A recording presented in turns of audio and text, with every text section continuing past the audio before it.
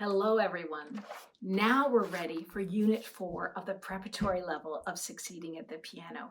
You will see some marvelous videos of students being taught with this method, as well as a tutorial for all teachers and for those of you that are learning piano for the first time. As we've said before, this is a joy-filled approach, which is easy for teachers to use and so much fun for students to learn. And my focus, along with reading and rhythm skills and theory and composition and ear training, is also a great focus on having the student be musical as well as learn a body-friendly technique from the very beginning. So in Unit 4, students learn. I have to say though, the piece right before Unit 4 is a piece called Melodies. How many of our students don't know what a melody is? They need to know that very early on. Right? A melody is just a tune that we hum or we sing. So Unit 4, the students are learning the musical alphabet for the first time. And then they're learning C, D, E on the white keys. And then the student reviews C, D, E. They learn some dynamics, and then they learn, oh my goodness, bar lines. And then the next thing that they learn is F, G, A, B on the white keys.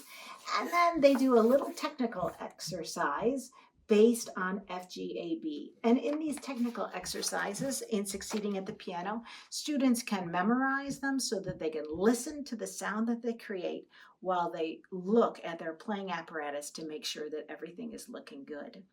So just a note, look at this behind me. There's a big picture of the Musicality girl, and she is throughout Succeeding at the Piano, helping our students to learn how to listen and create thoughts for themselves before they play and after they play, so that they know that they are creating a good sound, a beautiful sound with excellent technique, and that their music sounds like the titles of the pieces. So enjoy Unit 4. And I have to say, one of the pieces is called Graceful Bird, and the student that I'm teaching in that is now almost a professional pianist. She's just finishing up her master's degree in piano performance. So proud of her. Unit 4, the musical alphabet. Here we teach our students A, B, C, D, E, F, G, A. There's a group of 2 black keys in the middle of the keyboard, and to the left of the group of 2 black keys is middle C. And I know that everybody loves to teach these white keys in a different manner. We also have to think that our student actually doesn't sit in line with middle C. When they're in the middle of the keyboard, they're actually in between middle C and treble G. So let's have their belly buttons be right in the middle of those 2 guide notes. All right, so now we're going to go on and we're going to learn the musical alphabet. And there's only 7 letters of the alphabet, right? So can you tell me the names of those notes? A, B, C, D, E, F, G. And then, oh my gosh, then what do you do? Then you go back to A. So can you find an A on the keyboard? Any A that you would like. I think I'm going to move you down back to middle C and treble G. Okay, so can you go ahead and play some of the notes going up, the keys going up, and tell me the names of the notes? Oh, those are B, C, D, F, G. Good. Good. D, E, F, G. Good. And that's very nice. So let's do that one more time. This time, let's go ahead and put your thumb and your second finger together like this.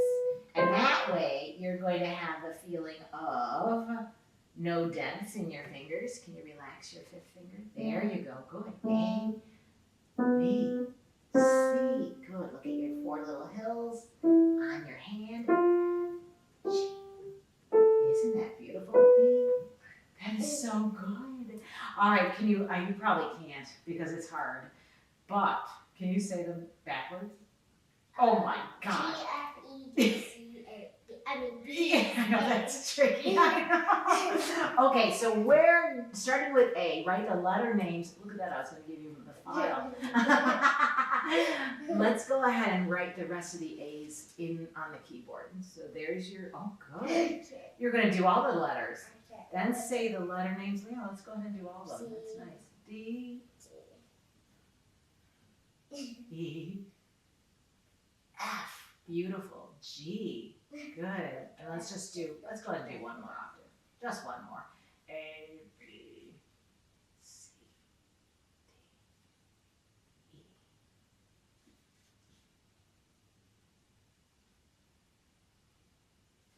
E. Very nice going, Noel. Good. It kind of looks like a 6. It kind of looks like a 6, but that's okay. We know it's a G. On page 19, students are learning the pattern of CDE. Have our students circle the group of 2 black keys and write in CDE. And then they're ready for this lovely piece called Graceful Bird.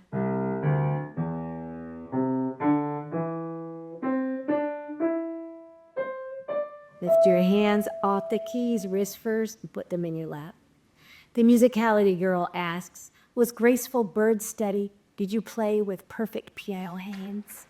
Graceful bird going by, soaring high in the sky. Cool.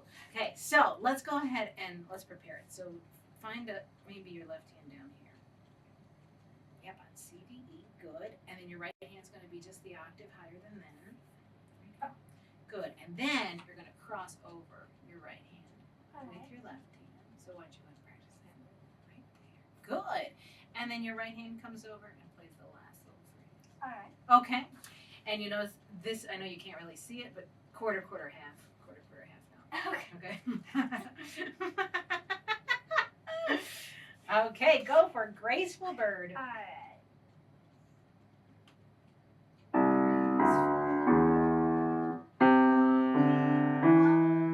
Soaring high in the sky. Put your hands here. Ooh, good. Let's do Graceful Bird one more time.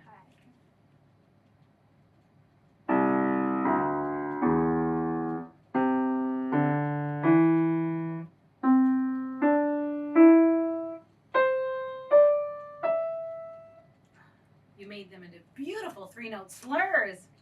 On page 20, here we're reviewing the CDE again.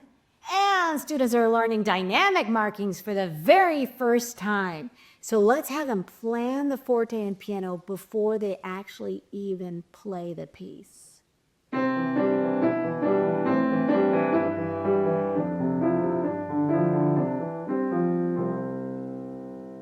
Make it bigger, dude. Good. That's nice and warm and big. Which fingers?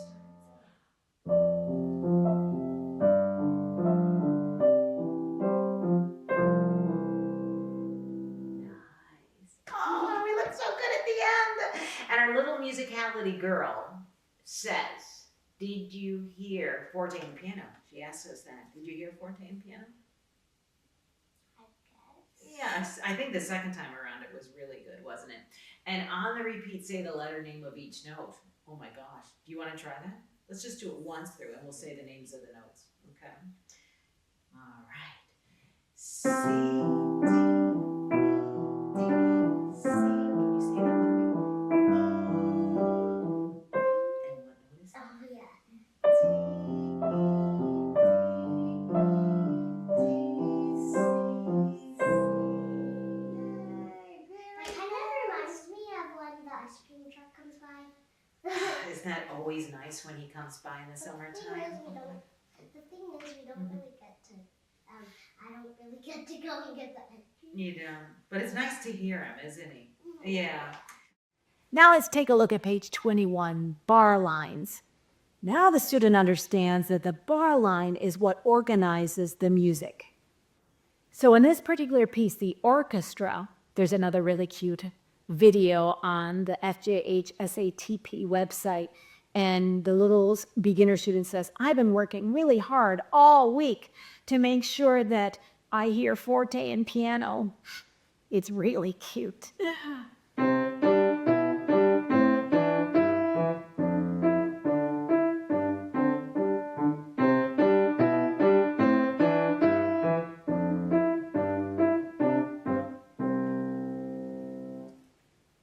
Hear the trumpets, tap your feet, and the flute, oh, what a treat. Listen to the sounds they make, then they'll stop and take a break. I tried my best making this a little loud before it. I know, you're doing a wonderful job at changing the dynamics. Good for you. Ready?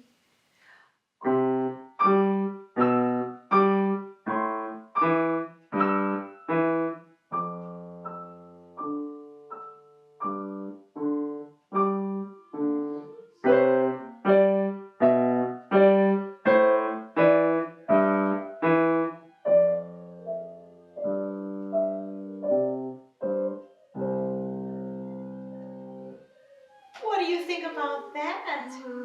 That was good, wasn't it? We keep on trying, we got it right. Yes, absolutely. You really If we keep on trying, we get it right. Right, we keep on trying and we get it right. That really was a fabulous difference between forte and piano. That was really wonderful. My dad played a piece called Beethoven. We keep on trying and we got it right. Absolutely. He plays Beethoven, my goodness, and he just practices until he gets it right. Now, this little girl says, did you feel your 4 little hills on each hand? Yeah, you certainly did. Good for you. On page 22 is a pattern of F, G, A, B. And again, we have our students circle the group with 3 black keys and write F, G, A, B on the keyboard. Wouldn't this be a great piece for students to practice the play, prepare, practice strategy? So have them play with the correct fingering here, and they can be completely silent. Have them prepare those 4 notes, prepare these 4 notes, cross over with the left hand, prepare those notes, and then prepare these. And then we can add in our 3-phased practice strategy. Ready, look, move. Ready, look, move. Ready, look, move.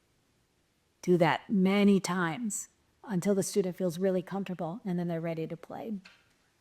Butterflies is on page 23. Here is another technical exercise. We're asking our students to play with their 4 little hills, as well as little squigglies are at the top of the page, and focus on playing without dents for strong fingers. This piece is neat because it does not end on tonic.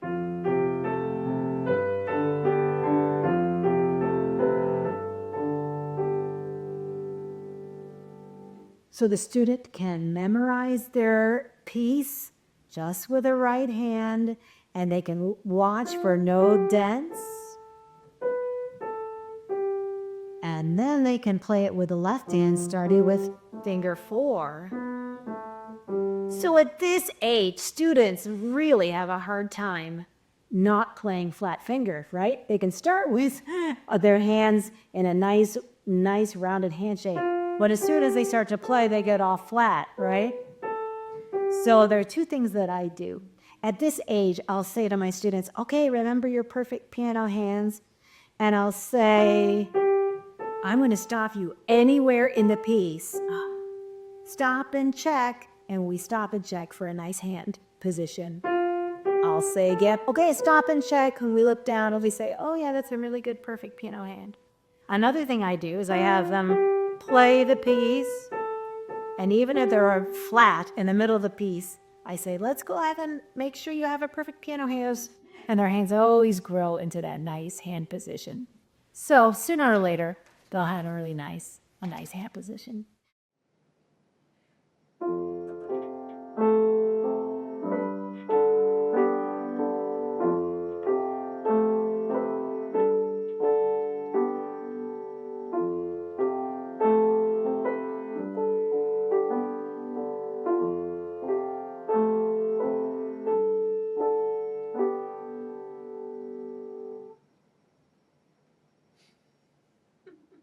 Finding the white keys is on page 24 and 25. So you know how to teach all these patterns on the piano. I do want to say that Goethe, the great German poet, said, correction does much, but encouragement does more. And that's why I believe wholeheartedly that we need to teach in a joy-filled way so that our students really love what they're doing and love music. So one of my students, oh my goodness, he couldn't remember the names of the white keys for anything. So I decided to make him the teacher. and I would be the student. So I said, go ahead and play any white keys that you want to, and I'll tell you immediately what they are. And he said, you can't do that. So he was playing all these different white keys, and at the end he was like this. And I said, oh yeah, you played a B, a C, and an A and a B. And we laughed, and he said, how did you know? And I said, because I know my white keys. And so, of course, that next week was the week where he learned all the names of the white keys. In the theory book for Unit 4 on page 9, it was a wonderful activity with nice children holding up flags with the white key names, and the students have to find the correct keys on the keyboard. Also in the theory book, there is a wonderful little limerick called Dolphin Fun, so students remember their half note as compared to their quarter note. And the lyrics say, did you know that dolphins sing and they lap and chatter, splashing, diving, swimming, free, breathing air like you and me. There's a nice activity on CDE, those patterns, and then for FGAB, Skill Red Riding Hood and her grandmother.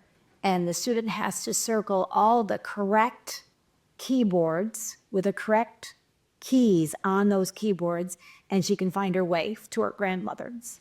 In the recital book, there's a wonderful piece called Big Bullfrogs, exactly what we want our students to review all the groups of C, D, E, going lower into the keys.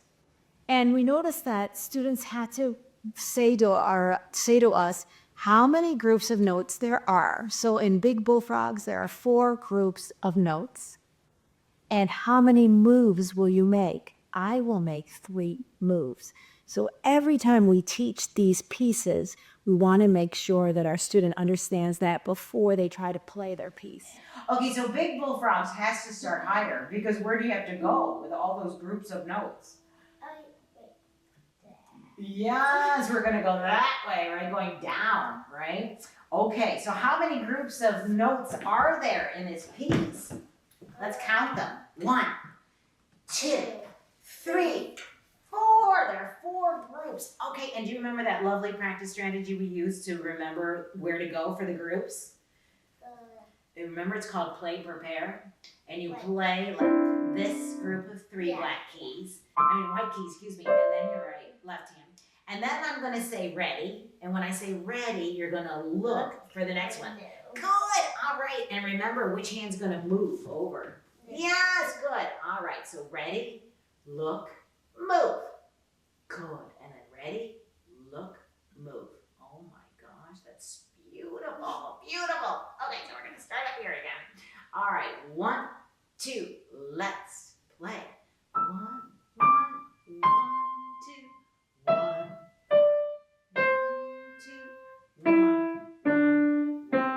2.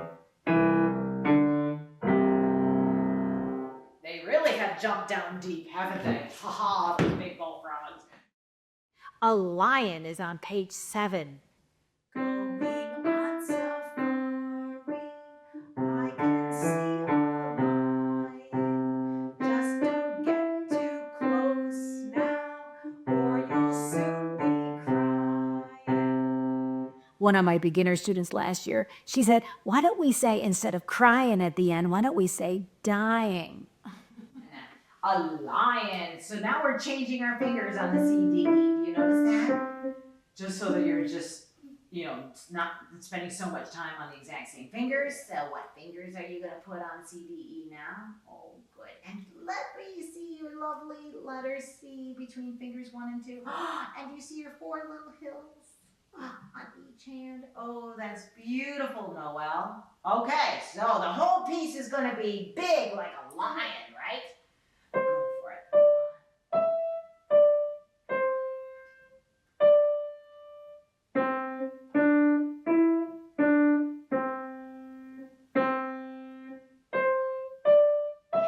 Too close now, or you'll soon be crying. Or as you like to say, or you'll soon be Dead.